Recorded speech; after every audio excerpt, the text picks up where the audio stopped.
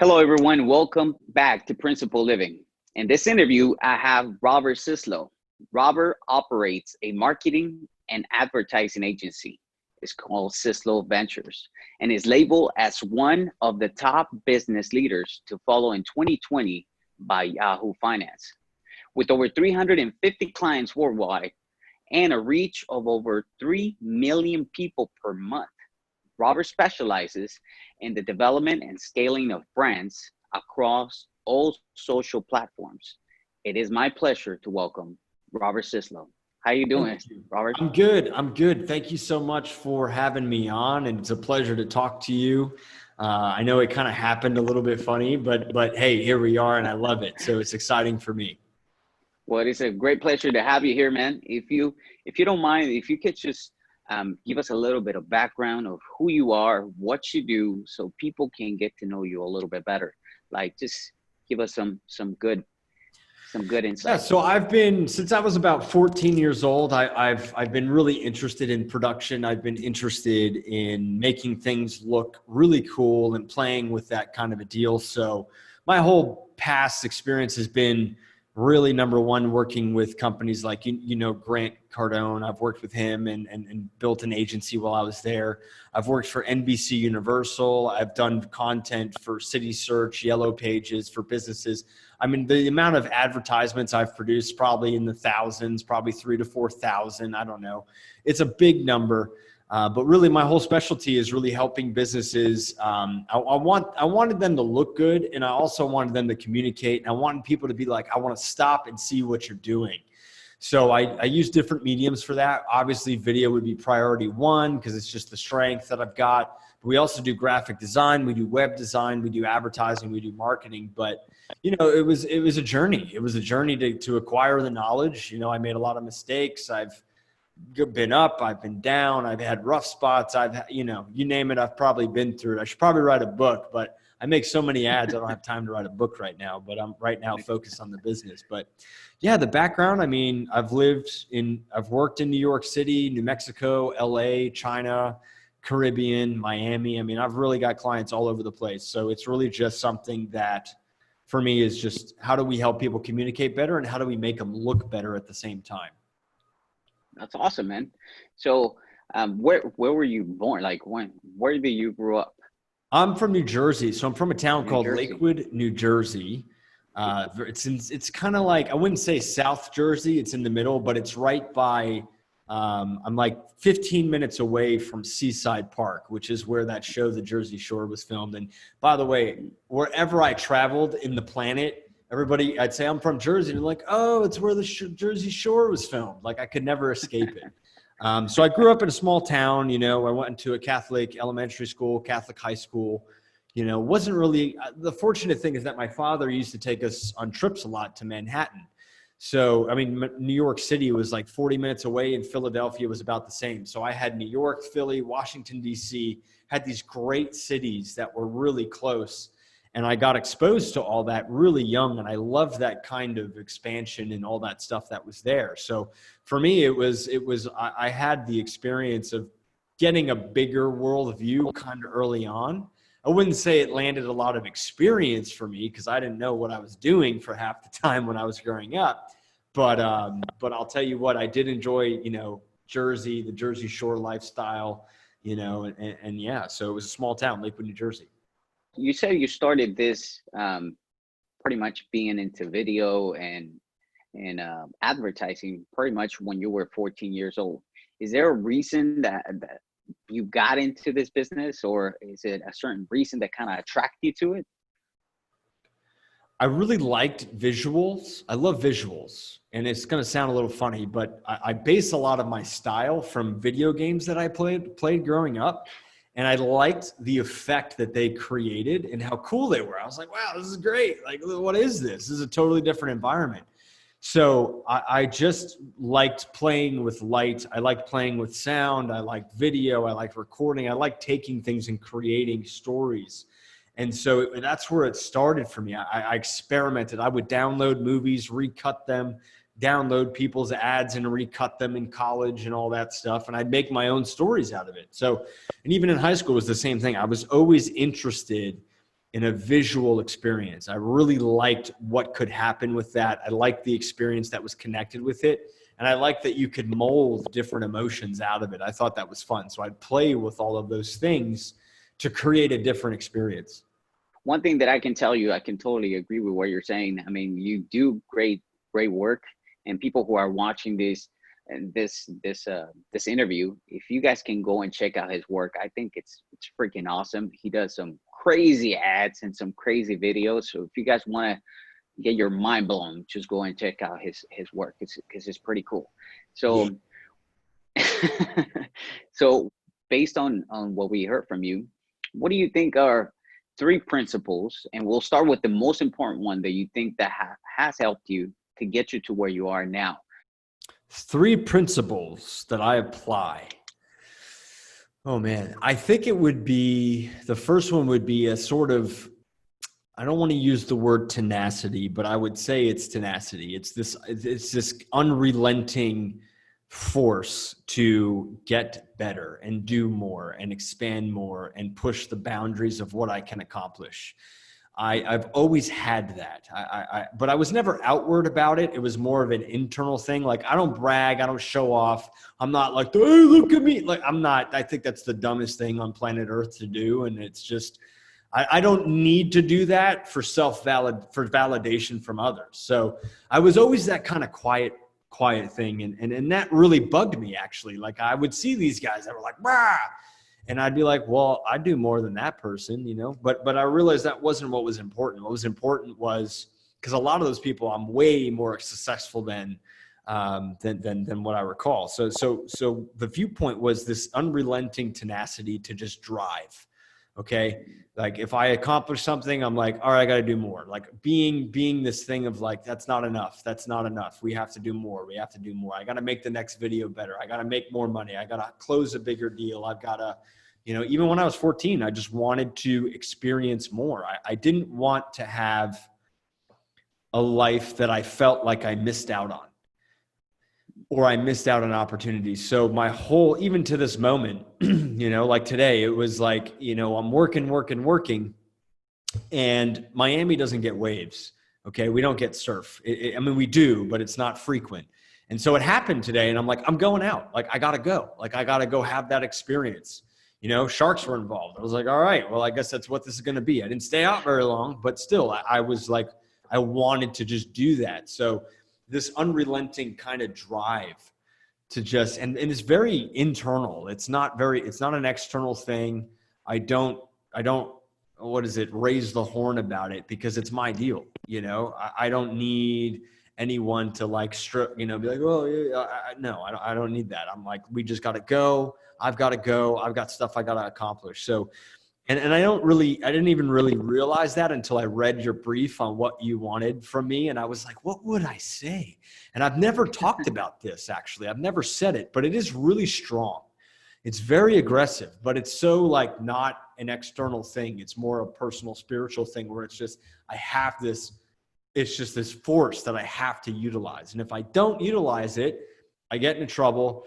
Things start to fall away and problems happen. So when I have this energy, I'm like, I got to use it, and I don't subdue it, but I don't like, you know, I'm not loud or boisterous about it. So it's just tenacity to like create that next thing, you know. Second thing, if you wanted to comment, you can, but the second thing that I really, you know, live by as a principle are the combination of ethics and doing the job right.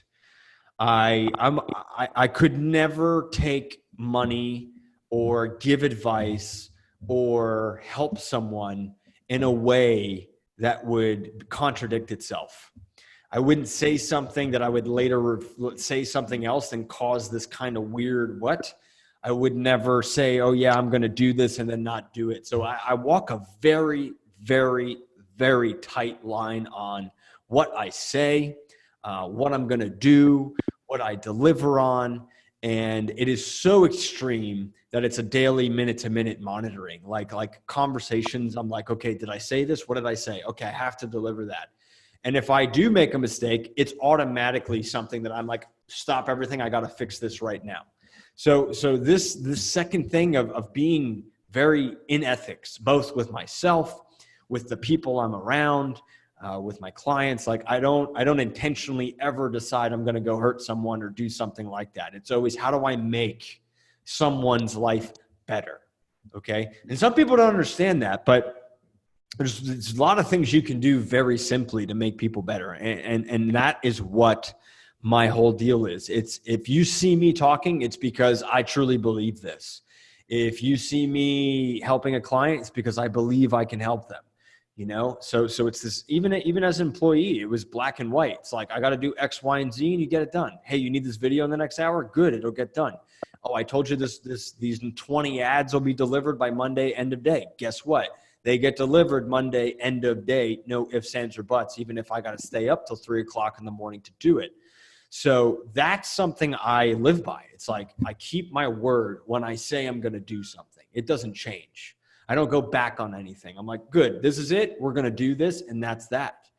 And it's hard, you know, cause it's, you know, it's business, man. You know, you see people do other things and you're like, you start to compare yourself and then you find out, oh, that guy was fake, or that information was wrong. Oh, he said this, but that doesn't matter. Or she said that, or you find out and discover what somebody truly is. So being able to walk this super ethical line for me has always been priority one.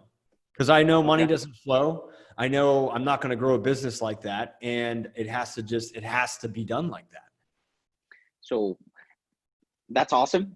That's two good principles to live by. I do want to go back. We're going to leave the third one just in, you know, suspense for a little bit. And, but we're going to go back to the first one. So you said your first one is tenacity. Okay. And from what I heard from you, you're pretty much like, you have this power, right? You have this energy that you always feel inside of you, that you just want to use it on a daily basis. Do you think that energy can sometimes be the reason why people sometimes make it or not make it, because they don't focus it on something? Because I feel like there are times that when you have that much energy, but you're not doing anything, you're kind of like your momentum, just your energy starts to kind of slow down. But for you, from what I heard from you, you said like, this energy, I just direct it. I know how to put it in motion and get it going. So is that something that you think helped you to get you to the success you have right now? Yeah, I think so. To say that somebody could make it or break it because of an energy thing, I think that's not really an adequate thing to say, because I know people that they're not super energetic people, but they're killing it. So I don't want that to be taken the wrong way. It's more of like, it's more of a burning thing I've got connected to myself of like, I have to do this. Do I think it directly contributed to me making it? Absolutely. And I invested, you know, there's a lot of opportunities out there. Like I could take a lot of the money I invested on myself, I could have put in real estate. Okay. I could have put that in real estate and I could be making money. I could be doing that, but I took it to make myself faster and better and more able to access that potential energy that I'm not using. Okay. Because it was like, you know, for a long time, and we're skipping over a lot of negative stuff that happened in my life, but for a long time, I had this thing that I couldn't get to as an individual, as a spiritual person. I couldn't touch it. And I didn't know why. I was like, why can't I, like, it's there. I know it's there, but I can't, like, it's like I go to do it and I can't move. And I'm like, what is this? So I was really, and I had a rough time. Like I got a lot of misinformation, which would be a breaking point. Like if you want to talk about what's going to make or break someone, taking the wrong information, applying the wrong information, aligning with the wrong person, aligning with an idea as opposed to what's factually there. You know, those are the things that make or break. Hanging around the wrong people. You know, people say, hey, you're the quality of the 5 people. It's like, yeah, but it's more about, I mean, I could hang out with really rich people, but they could be super unethical. So what's that say about my quality? You know? So what I really need to be mindful of is, what do these people do all the way through? And you're not going to be able to tap into that if you're around people that are doing a little shady things and not really living up to what they say, or they're saying one thing and doing something else, but you're not saying anything about it. You're allowing it to happen. So I think really the make or break for an entrepreneur or even in business is, yes, do you have to have that kind of drive? I think so. You have to be a little bit on the crazy side to be like, I'm going to jump off the cliff, risk everything, maybe go homeless, maybe not have the product work just to make it work. I think that has to kind of be there. But where I really see it not working out is what I was touching on about the alignment, who's around and why are they around? What do they say? What are they saying to you? Are they making little digs at you? Are they doing little things to disrupt the space? Like, you want to talk about, having a situation happen. That's really where the problem starts. It could be mentors. I've had mentors say things. I'm like, I don't know why you just said that, but that's very invalidating. Why would you say that? What is that?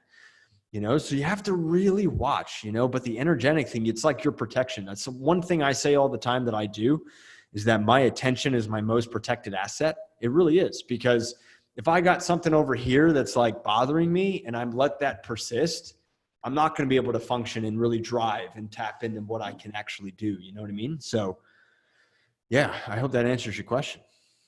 Yeah, that actually did.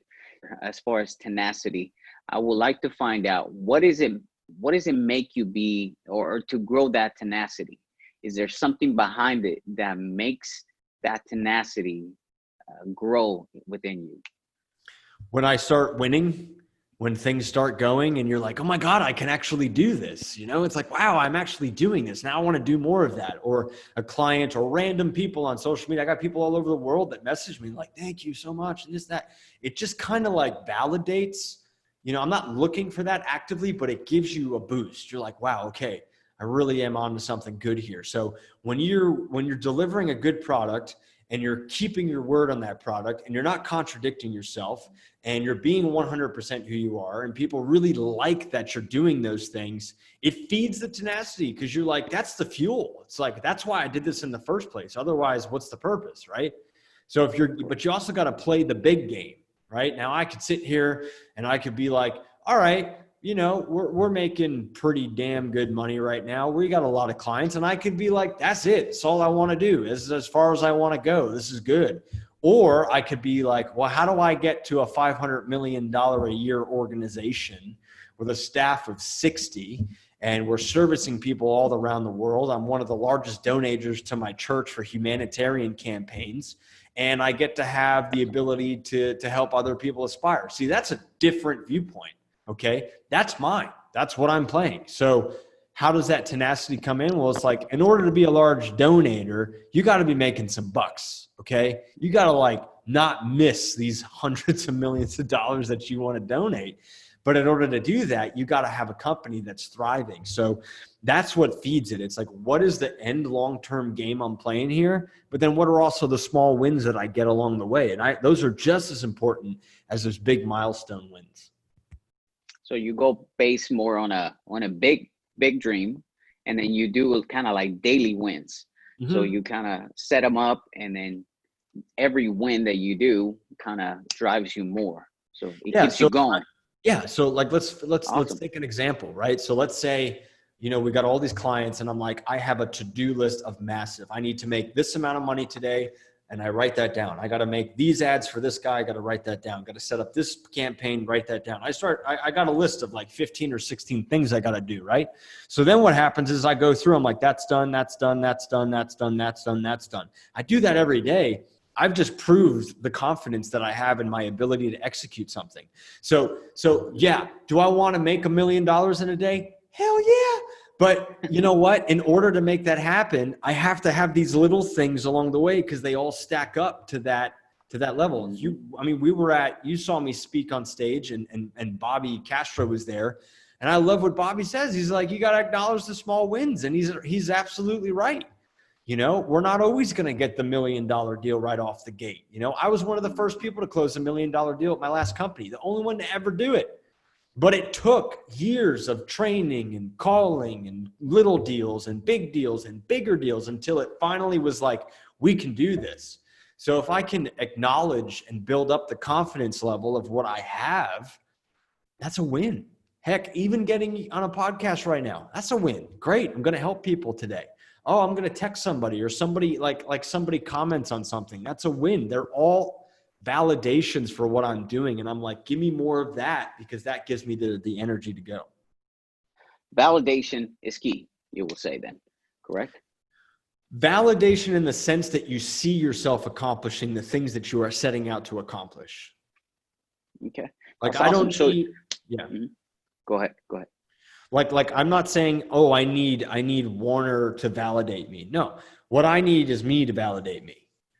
Okay. I need to know that I'm doing it with confidence. I need to know that I can execute with confidence. I need to know how much time it's going to take in one day to produce 20 ads, set up 5 social accounts, and do 127 photos. I need to know that with confidence, that I could go do something, come back, and know that I will get it executed. But the only way I know that is by repeatedly doing it and showing myself, oh yeah, I got all this done. We're getting this done. This is done. Then I know that's the kind of validation I'm talking about. Okay. And do you think that, let's say, scheduling or maybe like having time frames for everything will help your tenacity? So kind of to hit every goal possible? No. Since you don't think so? I mean, I think if I say to you, look, I'm going to get this delivered by Friday, you're going to get it by Friday. So that's a time frame. Okay. Do I schedule my day? Kind of. I mean, everybody goes to work at the same time, and we're doing our thing, we're doing all that stuff. But I mean, I can tell you, I can sit here and build a website for 4 hours and get it done and not take a break and do it straight until it's done, and then take a break, come back, do it. So do I have a set thing? Not really. I mean, do I have a window? For sure. Do I know when it's going to require more? Absolutely. I mean, it's like this thing where, and some people may hate me for this and whatever, I'm going to say it, but it's like, oh, you got to get up at 4 a.m. and do all this stuff and blah, blah, blah, blah, blah. I'm like, all right, well, cool. You get up at 4 and you go to bed at 8. I'm going to get up at 7:30, 8 o'clock, get a workout in and work till 12 o'clock. It's the same thing. Like, what's the difference? And then there's people that are like, well, you can't make money after 10 o'clock at night. Bullshit. I've made money at midnight, at 1 o'clock, and 2 o'clock in the morning. It's just, that's the confidence thing though. So this is where things can get a little sticky and you're like, well, I mean, I could apply that. But again, it also comes back to, what do you do during that time? How productive are you? What do you do during that time? I mean, if you're getting up at 4, but you don't do anything, well, what's the point of getting up at 4 o'clock in the morning? Or what's the point of sitting down and going to work? Like really for me, it's like, if I'm going to sit down, when I sit down, it's maximized time. What do I mean by that? I am going to get every damn thing done I can in the time that I have. And I won't get up until it's done. Okay? I won't get up until the job is done. If I say I'm going to get all this handled, it will all get handled. I mean, there are days right now where I will go till 2, 3, 4 in the morning. And I'm like, that's what it takes. Is that a scheduled thing? No, but it's what's required of a business owner. Everybody else is like, we're going home. It's done. 5 o'clock, 6 o'clock. I'm like, cool. I'm going to be here till 4 o'clock. The owner is going to still go to 4. I don't care. Part of me likes it, actually. Like, I enjoy it. I'm like, oh yeah, man, it's cool. But do I set my schedule? Yeah, kind of. Like, I'm up by 7, I got my cup of coffee. I kind of get ready for the day. I'll go out, do a workout in the ocean, come back, sit down. And then basically from there on out, I work. But is it like strict? No, it's not strict. Okay. Well, that puts a little bit more emphasis on what you were saying about tenacity. And I just wanted to find out if you were actually scheduling. So for you, it doesn't work that way. Some people, I've heard that it will be something better for them to do. Yeah, I'm definitely organized. I got organization. Like, we're organized. Like, we got a flow. The team has a flow. I do have schedules. Like our calls scheduled. Like, my calendar's scheduled. But beyond that, not really. But everything else is 100% organized because we have to have it organized. So awesome. So just to jump onto the second one. You said ethics and doing the right thing. Yeah. So I see you, just from what you said and the way you explained it, it's just to be a person of character, right? To say to say, do, and be the same, right? So if you do something, you say something, and you are that person. That's right. So being a whole, pretty much being a complete person. That's So right. how did you develop that? Well, you have to want to be ethical. Like it's a Okay. decision. It's actually a decision. You know, it's how devoted, like how well do you want to sleep at night is really the big question. You know, and that's what I ask myself. If I'm doing things that are wrong, you know, I'm not going to sleep well. I'm not going to feel well going on a podcast and talking to other people about things. And that's really it. It's like, what level of responsibility do you want to have, and how well do you want to sleep at night? And that's a big question, because it's easy to go out. Like, you can go out and buy anything. You can buy accolades, you can buy followers, you can buy anything. But it's like, did you earn it? Like, what's the, you know, okay, yeah. And then this is why I'm in this game of marketing and advertising the way that I am, is because I wanted to bring a level of ethics back into advertising, because Joe Schmo could go out there and for $1,200, $2,000 go buy as seen on MSNBC and Fox and blah, blah, blah, and it's like a one-time thing, but the guy doesn't make any money. The guy doesn't have any staff. The guy can't afford things. And it's like, what? Wait a minute. And then what happens is you got other entrepreneurs that see this and they get discouraged, because they're like, well, I don't have that. Well, I'm not good. And I don't want that for people, because everybody got to start somewhere. Okay. I don't care who you are, unless you're born into royalty and money. That's a different story. But even then, you still got to start from somewhere.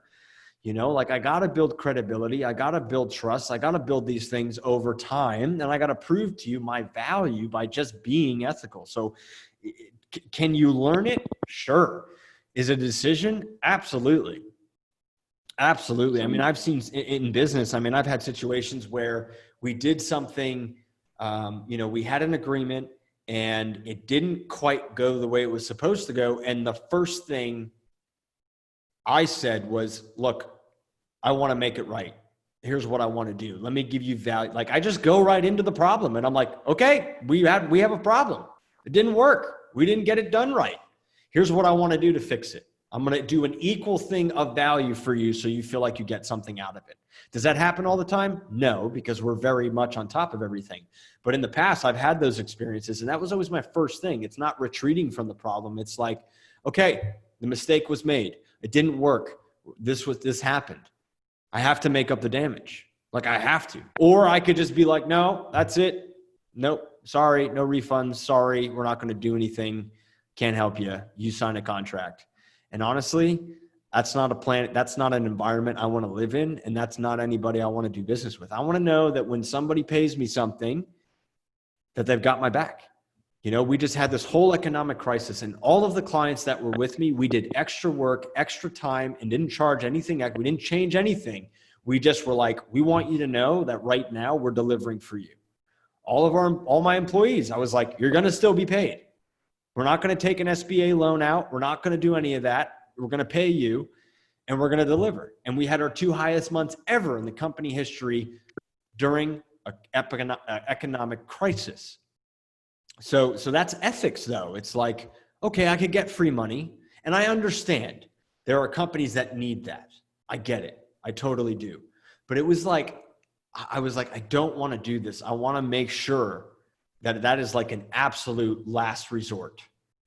Like, death is at the door. And if death is at the door, I'll handle that. But if it ain't at the door, we're going to run forward. And so, do I think you can learn it? I think you can learn it if you want to learn it. I think it is a conscious decision on your part to decide to injure someone or not. Okay. right now in this, go ahead. Are you finished? Yeah, I'm good. Okay. So right now in this time, especially with social media and everything, I was actually talking and I did an interview with Brandon Castro. He's the son of Bobby Castro. And we were talking about that. And he was telling me that kind of something that you're telling me right now, that he's in contact, since Bobby is all over the place now on social media. He gets in contact with all of these people that are out there and trying to make a presence in the social media market.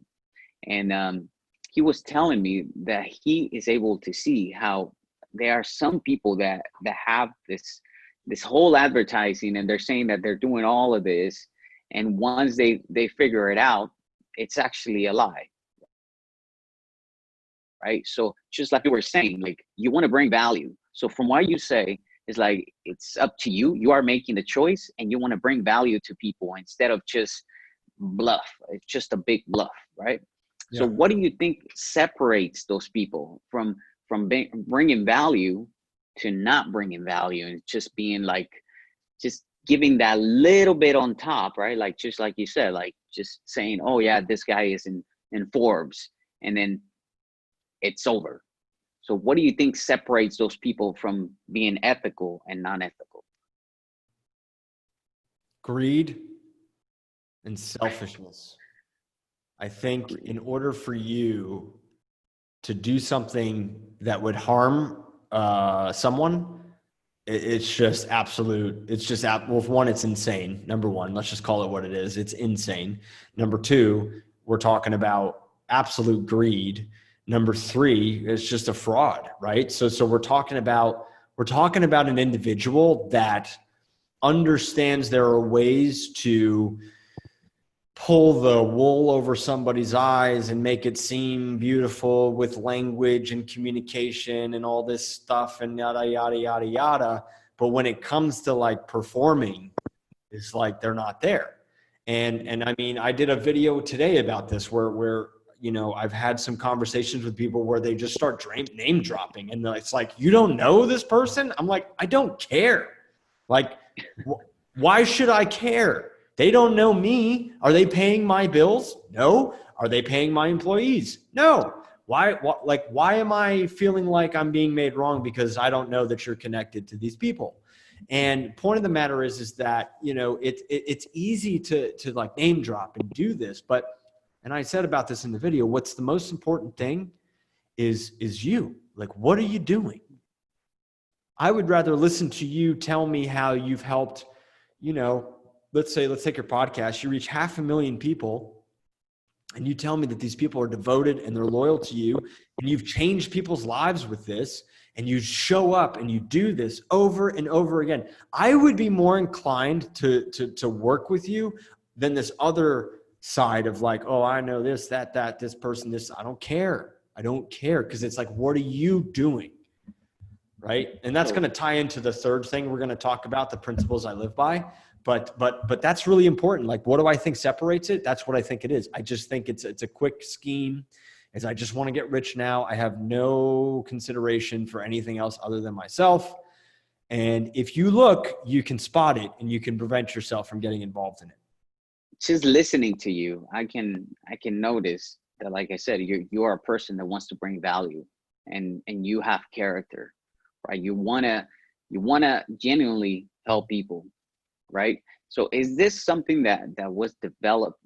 I already asked you how did you develop, but do you think, just going back on that, do you think it was something that you started since you were a little kid, maybe from your parents that kind of gave you that idea, or is it something that you, once you were growing up, you started developing yourself? That's a good question. I like that. So when I was growing up, I really wanted to make people happy. And, you know, my parents, like, you know, they got a divorce when I was around 14 years old, but I always remember wanting to like make sure they were cool, even though they were arguing and all of that stuff. And I remember, like, you know, I went through a situation where, you know, it was a really tough situation. And my whole MO was like, I want people to never have to experience what I've experienced. I've worked in places where I was undervalued, underappreciated, told one thing, then something else, and then led around on a string and all this, and, you know, lied to blatantly, and, oh, we like you, but then it's like the knife is being shoved in the back and you're like, what the hell? Or friends and all that. And so I know what it's like to not have the genuine care, right? And when you know what it's like to not have it, you know what the answer is to fix it. And so that's why I wanted to present that in the marketplace like that. I was like, no, this is like the polar opposite of what was given to me. So and this is a testament, people say, oh, well, you had this, you turn into this horrible thing. And it's like, no, it's a decision to be unethical. Everything's a choice. So I can choose to go on and be a horrible person and do these things and not care and become like those things. Or I can say, that ain't me. And I'm going to embrace the fact that I like to help people. It's like, oh, are you a people pleaser? You have to be in business. Guess what? You have to be.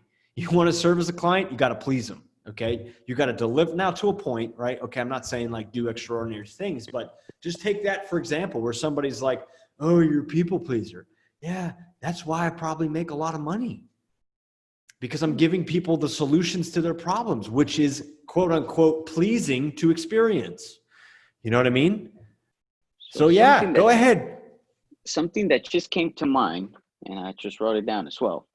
So do you think that it was more like you developed this based on something that happened to you that you didn't want other people to go through? So it gave you that drive to say, you know what, I want to change this. Yeah, I would say that's 100% correct. Perfect. I think I observed and saw things that were wrong and nobody would step up and do anything. And I'm like, well, I'm going to do it. So that was what I did. That is awesome, man. That is awesome. I think that's a pretty cool thing to have in your life, and to discover that you want to be a person of character. I think it's awesome. So thank you for that. And the last one, what do you think it will be your third principle that you live by? So the third principle that I live by is it's called direct observation. And I see what is there, not what I think should be there, not what somebody tells me is there. I see what's actually there.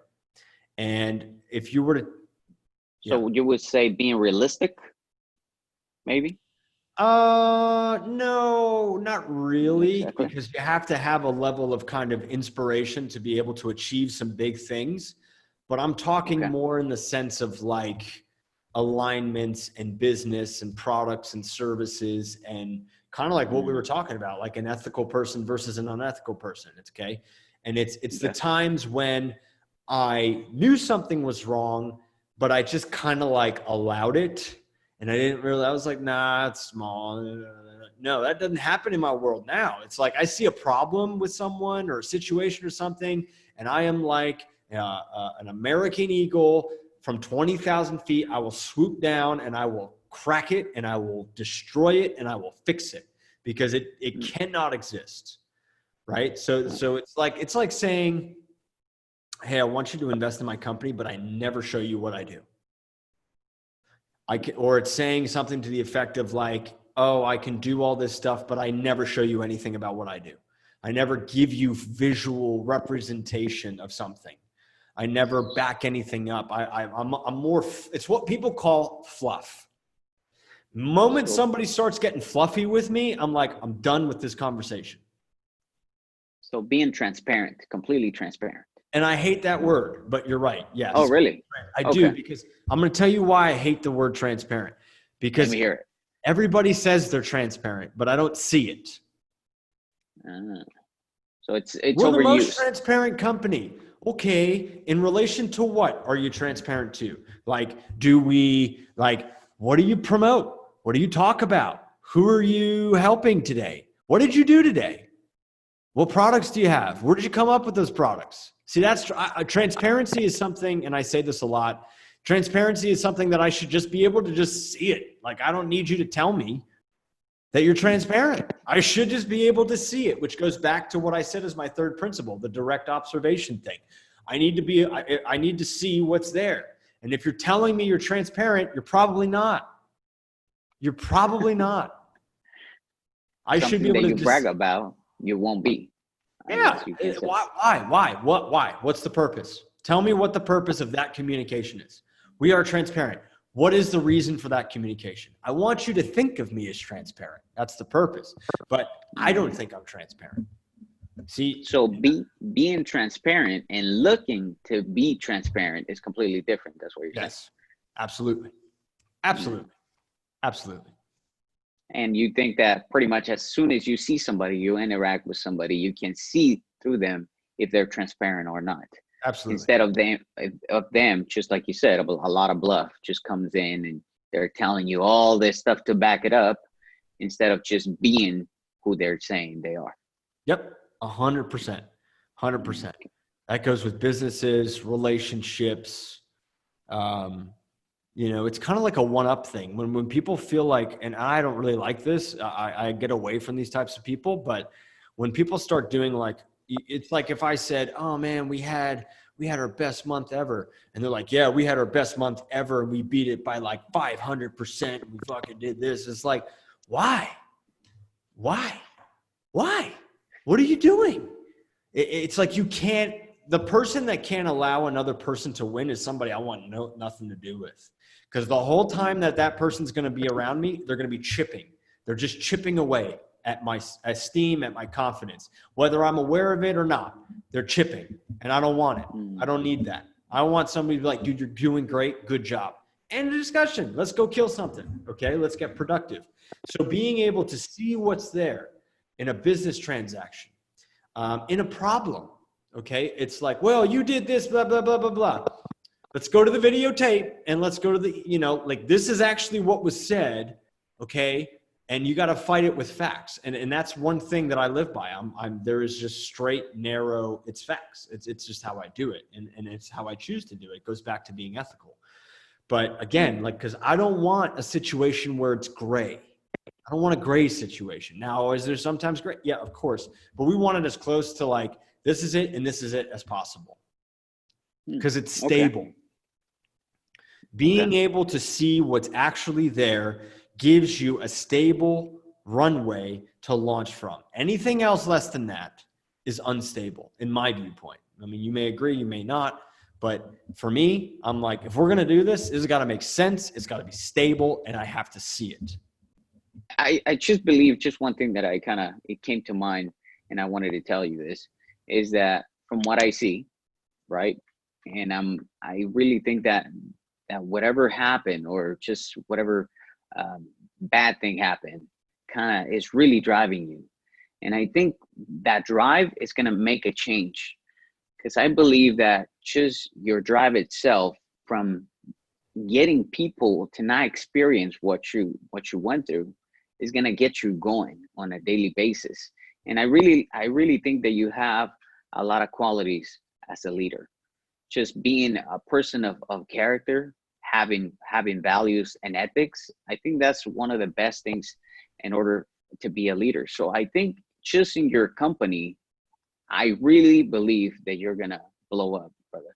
And I think that you're gonna have great success just based on what you're telling me. And I really wish you the best, brother. So you have really cool stuff, a lot of cool content. And I really liked your principles, man. I think it's really awesome. No, it's great. Nobody's ever asked me either. Nobody's ever asked me what you've asked me. So kudos to you. Kudos to putting on this great podcast that you're doing. It's going to inspire so many people that need to hear this. They need to have, somebody to like give them a little bit of a pointer, like I didn't have a pointer. I was like, what the hell, and so it's good that you're doing this. Awesome. Well, just want to wrap it up. So the three principles you gave us is, first of all, tenacity. Second, ethics and doing the job right. And the third one, direct observation. And so just like I said before, I think those are pretty much traits of being a leader. So I really hope I really wish you the best, brother, for whatever you're doing in your life. And I hope that once again, your company just blows up, because I think it's, if you are the person on top, it always trickles down. I think it's going to make a big change in your company itself. So I would like to know, how can people reach out to you if people want some badass intros and videos and just to be able to develop and scale in brands and their brand and social media and every social platform? How can they reach out to you? So you can follow me on any social platform at Robert Syslo Jr. And you can go to my website, sysloventures.com. Okay. You can So direct message me too. I respond to everybody pretty instantaneously. So totally anything you want to ask me is totally cool. Awesome. So I'll put a link on the bottom too, so people can go to your page. And I mean, for the last thing, man, I really, really appreciate your time. I thank you for being here. Thank you for the information you gave us and to the audience as well. So we're gonna learn some stuff from you, brother, and and I really appreciate it. So thank you for being here, and good luck for you. Thanks, buddy. I appreciate it.